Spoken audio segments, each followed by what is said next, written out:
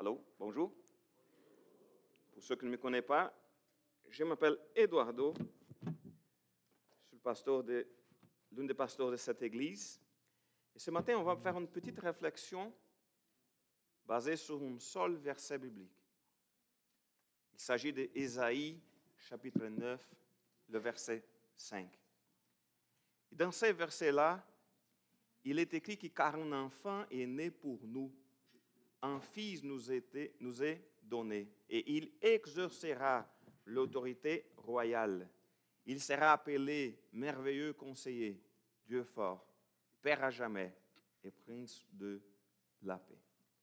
Parfois, lorsqu'on parle de Noël, je ne sais pas pour vous, parce que la société québécoise elle a changé beaucoup.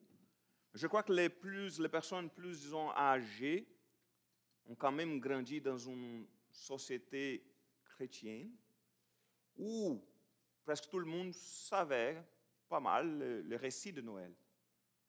Ah, je sais qu'il est né, je sais qu'il avait des anges, des bergers, je sais qu'il avait des sages qui étaient là, et plein de choses, qui n'avaient pas de place, il n'avait pas d'hôpital à l'époque, mais il n'avait pas un bon endroit pour que Jésus puisse naître. En général, on connaît pas mal le récit. Mais parfois, ce qu'on ne comprend pas, c'est que ce n'était pas juste un bébé qui est né. Ce n'était pas, oui, c'est bien d'avoir un bébé, c'est bien de voir un bébé naître, c'est un moment joyeux de voir un enfant qui est né. Et voilà, quel cadeau pour ses parents. Mais dans le cas de Jésus, ce n'était pas juste un moment de joie. C'était quelque chose de plus. Parce qu'en général, on fête la naissance d'un bébé pendant quelques années, jusqu'à sa mort au moins. Et parfois, par exemple, ça c'est intéressant, ça dépend beaucoup de c'était qui la personne. Si c'est quelqu'un qui c'était important, parfois on va se rappeler de sa fête même après sa mort. Ou si c'était quelqu'un qui est cher pour nous, on va encore se rappeler de sa fête même après sa mort. Mon grand-père, il est décédé en 1991. Ça fait quelques jours, le 20 quelque chose novembre, je ne sais pas, j'étais enfant lorsqu'il est décédé, mais ma mère, elle disait, aujourd'hui c'est la fête de mon père. Ça fait 30 ans qu'il est décédé. Et elle se rappelait, c'est la fête de mon père. Mais en général, après un temps, on ne parle plus de ça. Mais Jésus, il est né, ça fait plus de 2000 ans, et on parle toujours de sa naissance. Parce que lorsqu'on parle de Jésus, on ne parle pas d'un bébé qui c'était juste un bébé et qui parfois, lorsqu'on va par exemple en tant que chrétien, lorsqu'on va parler de la naissance de Jésus, on ne peut pas juste mettre l'accent sur ok, c'est un bébé qui est né, c'est l'amour, c'est la joie, etc. Mais il faut qu'on se rappelle, c'était qui ce bébé-là? Et aussi, le texte, tout au début, il parle que car un enfant est né pour nous. Un fils nous est donné. Alors, parfois, lorsqu'il y a une fête, on fête la naissance de quelqu'un, qu'est-ce qu'on fait? On donne des cadeaux à qui? Au bébé, lorsqu'il devient un enfant, à la personne, à celui qui fête son anniversaire. Mais dans ce cas-là, c'est au contraire. Le cadeau, c'est pour nous. Le cadeau, c'est le bébé qui n'est plus un bébé. Le cadeau est Jésus. Parce que lors des anniversaires, c'est ça qu'on fait. On offre des cadeaux. Nous donnons un cadeau à celui qui fête son anniversaire. Mais dans le cas de Jésus, c'est lui le cadeau. Je me rappelle de Jean 3, le verset 16, qui est bien connu, qui parle que car Dieu a tant aimé le monde qu'il a donné son Fils unique, afin que quiconque croit en lui ne périsse point, mais qu'il ait la vie éternelle. Alors, c'est tellement un gros cadeau. C'était tellement quelqu'un qui, un fils, nous est donné. C'est à nous, c'est pour nous. Il est venu pour nous donner la vie et la vie éternelle. Ça, c'est le Jésus. Si on peut penser à l'amour de Dieu, parfois on voit l'amour de Dieu dans des petites choses, mais on voit vraiment le grand amour de Dieu lorsqu'il a envoyé son Fils unique pour venir ici. Mais ce n'était pas justement un bébé qui est venu, il est là, mais c'est plus que ça, parce que lorsqu'on parle de Jésus, on ne peut pas s'arrêter en parlant de sa naissance. Il faut parler qu'est-ce qu'il est venu, pourquoi il est venu. Il est venu pour mourir à la croix à notre place. Et le cadeau alors, ce n'était pas juste la naissance de Jésus, mais tout son ministère jusqu'à sa mort et la résurrection. Alors, lorsqu'on parle de Jésus, on parle d'un enfant spécial, vraiment un beau cadeau. C'est la preuve de l'amour de Dieu envers nous. Il parle aussi dans le texte que Jésus, il se l'a rappelé, c'est-à-dire que Jésus est d'abord merveilleux conseiller. Et ça, c'est quelque chose qu'on a besoin beaucoup de nos jours. Le monde, il est fou. On voit les choses, parfois, les choses s'empirent de plus en plus. On regarde la situation du monde, on regarde toutes les détresses, toutes les souffrances. On voit parfois, on ne sait même pas quoi faire. Et la parole de Dieu nous dit qu'il est le merveilleux conseiller. Parce qu'il est là dans ce monde difficile à nous écouter, à l'écoute de nos besoins. Il connaît notre douleur, il a souffert pour nous, il connaît la souffrance. Parce que parfois, on peut penser, écoute, mais je partage. Parfois, lorsque je parle avec des gens qui sont trop malades, pour savoir comment ça va, etc., si c'est dans une situation parfois de souffrance, si la personne partage avec nous, parfois, on ne sait même pas quoi dire. Parfois, on dit, OK, j'imagine qu'est-ce que tu es en train de vivre, je ne suis pas capable de savoir c'est quoi ça. Alors parfois, on pense à telle souffrance, je vais partager à quelqu'un, je vais parler à quelqu'un, mais cette personne ne va pas du tout comprendre ma souffrance. Mais Jésus, il connaît la souffrance. Il a connu la souffrance. Il connaît notre cœur. Il sait exactement qu'est-ce qui se passe dans notre cœur. Parce qu'il a souffert pour nous. Il est toujours présent dans notre vie à chaque instant. Et cette affaire que Jésus est le merveilleux conseiller, ça me fait rappeler de Matthieu, chapitre 11, le verset 28, où il est écrit « Venez à voir, vous tous qui êtes accablés sous le poids d'un lourd fardeau, et je vous donnerai quoi? Et je vous donnerai du repos. » Alors, il est question de vraiment chercher le Seigneur au moment de la détresse, au moment que les choses sont lourdes. Le fardeau, c'est complètement difficile parce que le joug de Jésus, il est facile à porter et la charge que je vous impose est légère. Alors, au moment de la détresse, au moment de la souffrance, au moment où on a besoin de quelqu'un pour en parler, pour savoir quoi faire, cherchons le Seigneur. Cherchons celui qui est toujours à nos côtés. Parce que Jésus aussi, il n'est pas juste celui qui peut alléger notre fardeau, mais il est le Dieu fort. Il est le merveilleux conseiller, le Dieu fort. Et lorsqu'on parle de Dieu fort, c'est-à-dire qu'il est le Dieu, le créateur du ciel et de la terre, le Dieu tout-puissant. Et parfois, les gens qui ne sont pas des chrétiens se mélangent un peu en disant, écoute, est-ce que vous avez plus dans Dieu? Parce que vous priez au Père et il y a Jésus, c'est comme ça, c'est du polythéisme. Non, on parle d'un seul Dieu, Jésus. La parole de Dieu nous dit que rien de ce qui a été créé n'a été créé sans lui, en parlant de Jésus. On parle en Ésaïe, dans la parole de Dieu, alors que Jésus, il a même dit, OK, moi et le Père, nous sommes quoi? Un.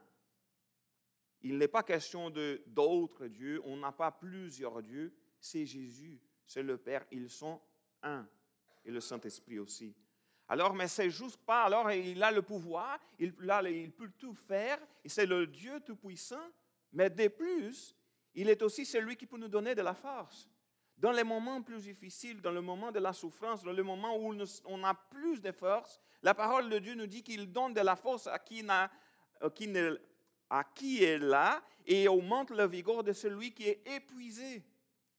Et dans le même texte, il est écrit, c'est Ésaïe chapitre 40, que « Mais ceux qui comptent sur l'Éternel renouvellent leur force. » Combien de fois, à plusieurs reprises dans notre vie, on est épuisé, on a plus de force, on prie le Seigneur, on demande le Seigneur pour être avec nous, pour être à notre côté, on met notre vie dans la main de Dieu et voilà, il nous donne de la force pour affronter les défis qui sont devant nous.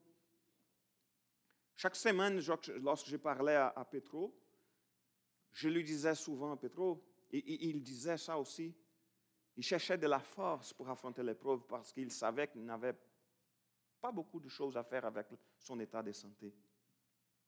Ce vendredi, il disait, ce que je demande, c'est le Seigneur qui me donne de la force, mais surtout qu'il ait pitié de moi. Il voulait y aller, rencontrer son papa. Alors le samedi, lorsque j'ai appris le soir qu'il était décédé, j'ai pensé, écoute, mais est-ce que c'est un mélange de « oh, il est décédé », mais en même temps, « oh, grâce à Dieu, il est avec le Seigneur.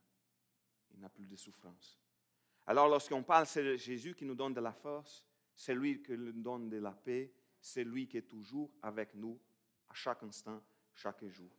Et ça, c'est intéressant aussi. La troisième chose, c'est qu'il dit que l'enfant, Jésus, c'est le Père à jamais. Et ça, c'est quand même intéressant parce que le texte parle de Dieu créateur. Et ensuite, il parle de Père à jamais parce qu'on parlait, écoute, non, Jésus n'est pas le Père, Jésus est le Fils. Mais ça montre encore une fois qu'il était avec Dieu et qu'il était Dieu lui-même. Comme c'est écrit en Jean chapitre 1, verset 1. Et comme je le répète, le Père et moi, nous sommes un. Alors, il est question que Jésus est Dieu lui-même. Alors, on ne parle pas de quelqu'un qui est venu pour offrir sa vie aux autres. On parle de Dieu lui-même qui est venu sur la terre pour donner sa vie pour nous, pour mourir à la croix à notre place, pour qu'on puisse avoir la paix avec Dieu. C'est pour ça que le quatrième chose qu'il est écrit, c'est que Jésus est le prince de la paix. Parce que ça, c'est aussi intéressant parce que les Juifs attendaient quoi? Un Messie guerrier pour affronter l'Empire romain, pour affronter tous les problèmes qu'Israël avait à cette époque-là. Mais Jésus n'était pas le guerrier. C'est le prince de la paix. Mais le prophète Isaïe, il parlait de ça 700 ans. Et écoute, on parle d'un texte, c'est écrit 700 ans avant la venue de Jésus. Et voilà, c'est accompli. L'enfant est né. Le prince de la paix est venu. Mais lorsqu'on parle des princes de la paix, c'est surtout parce que Jésus est venu pour nous donner la paix avec Dieu. À cause du péché, on était loin de Dieu, on était des ennemis de Dieu.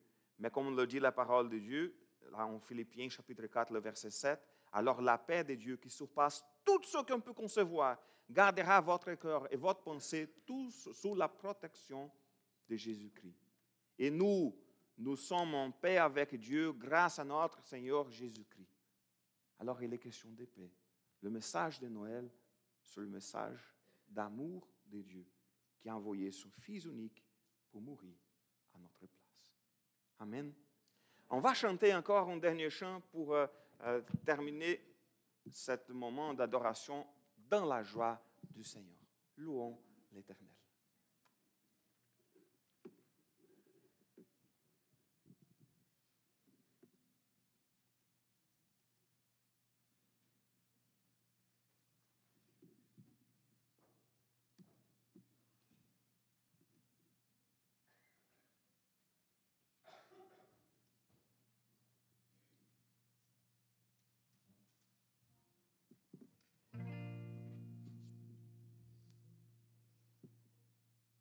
Alors, nous allons encore adorer, nous allons chanter.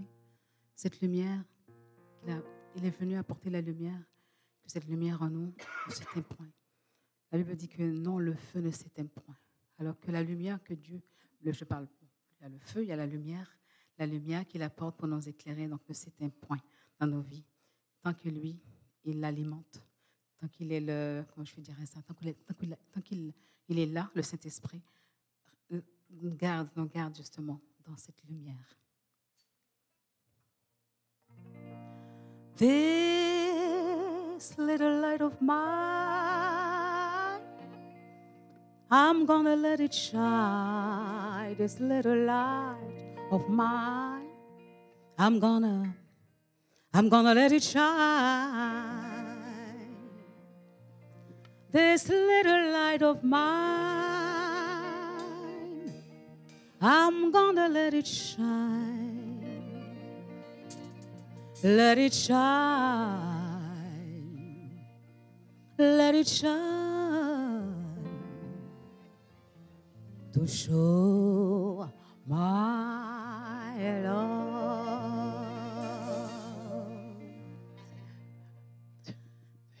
This little light of mine, hallelujah, I'm gonna let it shine. This little light of mine, I'm gonna let it shine.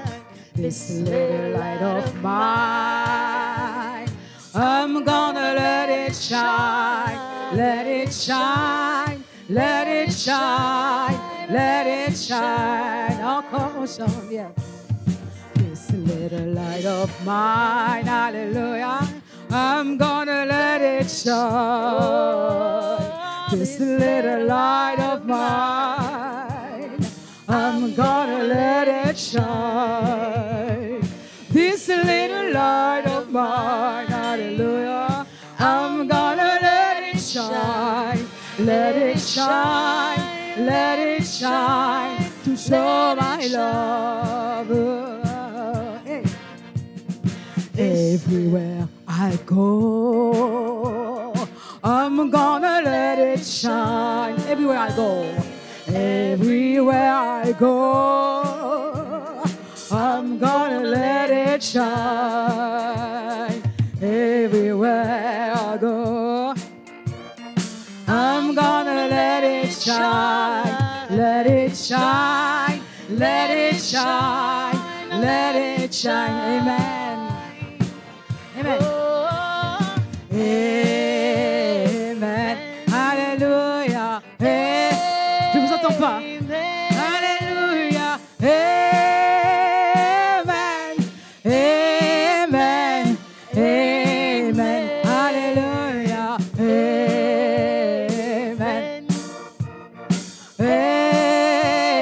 Amen. Alléluia. Amen. Amen. Amen. Oh, alléluia. Qui peut chanter avec nous? Alléluia. Amen.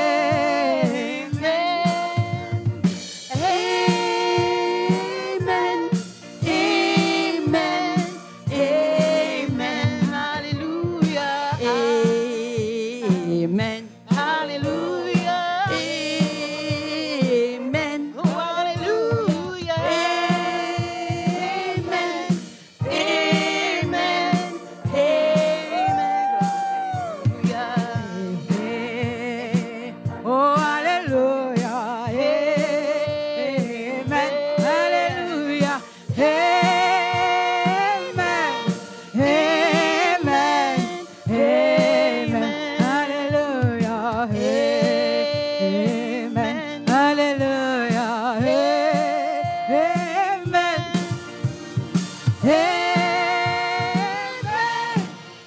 Amen. Amen.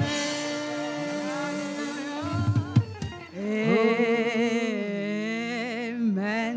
Hallelujah. Amen.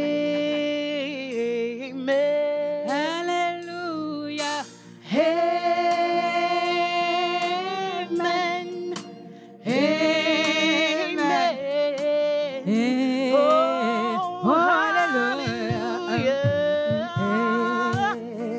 Amen.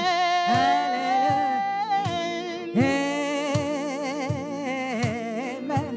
Little Jesus.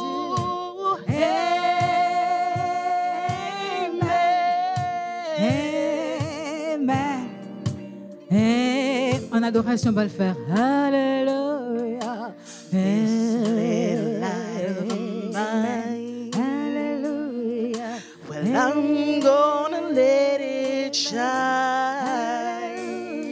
Oh, this little light of mine.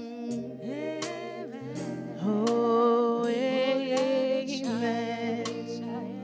Oh, this little light of mine. Oh, let it shine. I'm gonna let it shine. This little light of mine. Well, I'm gonna shine. This little light of mine, I'm gonna let it shine. Let it shine, let it shine, let it shine. Oh, This little light of mine. amen.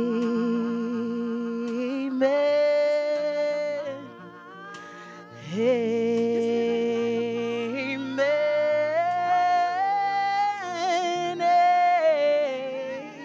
Amen.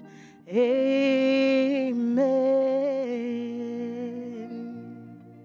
Oh, hallelujah.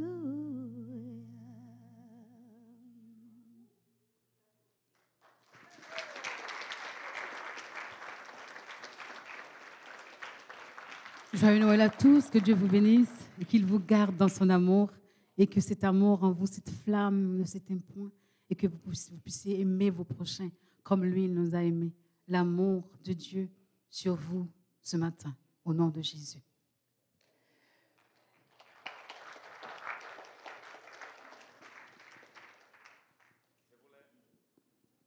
Je voulais encore une fois remercier Daniel, tous ces musiciens. Merci beaucoup pour être là ce matin. Que Dieu vous bénisse. Et merci aussi à vous tous qui sont venus ce matin. On a une dernière chose, c'est très important aussi. On a du café et biscuits au sous-sol. Et pourquoi on a cela chaque dimanche? C'est pour avoir un bon moment de communion fraternelle. Alors on va prier le Seigneur et ensuite on est tous invités à aller prendre un café et biscuits au sous-sol. Alors prions le Seigneur. Merci beaucoup Seigneur pour ton amour envers nous. Merci pour ta grâce, pour toute ta fidélité. Merci parce que tu as envoyé ton Fils unique pour venir sur terre, pour prêcher ta bonne parole, pour guérir les malades, pour faire des miracles, mais surtout pour donner sa vie sur la croix et ressusciter. Parce qu'il c'était nécessaire que son sang soit versé sur la croix pour le pardon de nos péchés. Alors merci Seigneur, parce que grâce à Jésus, tu as fait de nous tes enfants. Bénis chaque personne de notre Église, bénis ceux qui sont là, merci, bénis aussi ceux qui sont malades. Prenne soin de la famille de Petro, toute sa famille, et prenne soin de nous et aide-nous à toujours chercher toi, pas simplement dans les moments difficiles, mais chaque instant de notre vie, qu'on puisse être de plus en plus près de toi. Au nom de Jésus. Amen. Que Dieu vous bénisse. Oui. J'aimerais ça vous dire que je serai encore en spectacle, on aura un spectacle de Noël le 21 décembre prochain, ici même, à 15h de l'après-midi. Je serai très honorée de votre présence. Merci. Dieu vous bénisse.